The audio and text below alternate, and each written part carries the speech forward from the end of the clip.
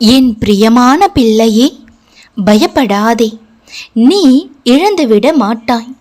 உன் இழப்பிற்கு நான் அனுமதிக்கவும் மாட்டேன். நான் பலமுறை கூறியிருக்கிறேன், உன் கைகளில் இருப்பதை யாராலும் தட்டி பறிக்க முடியாது.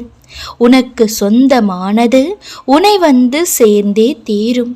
இப்பொழுதும் சொல்கிறேன், இறுக பற்றிக்கொள். உன் பிடி நழுவாமல் நான் பார்த்து கொள்கிறேன். என்னையே சார்ந்துதானே எப்பொழுதும் இருக்கிறாய்.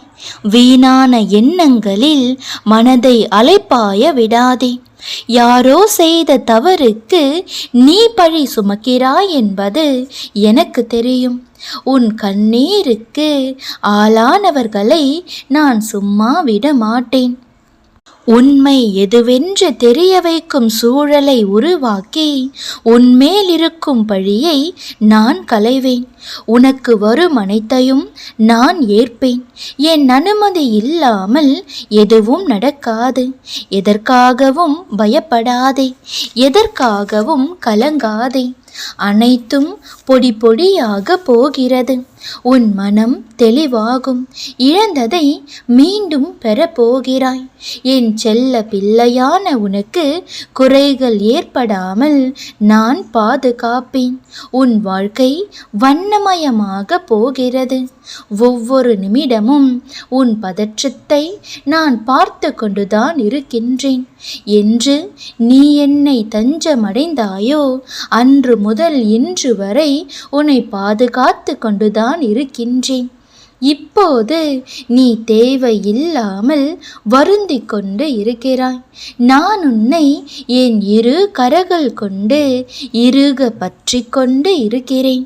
என் பிடியில் என் மடியில்தான் என் பிள்ளை நீ அமர்ந்து கொண்டும் இருக்கின்றாய்.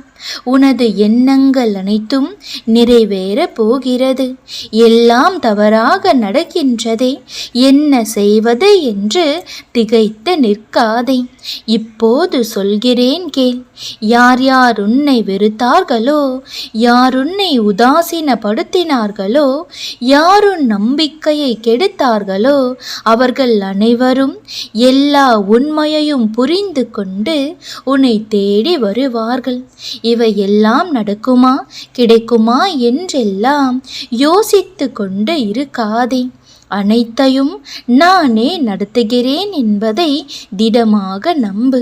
முடியாது, என்னால் இது நடக்காது என்றெல்லாம் சிறு சந்தேகத்தை நீ மனதிற்குள் ஏற்றி கொண்டிருப்பதால் தான் இவ்வளவு நாட்கள் கடந்து போயின.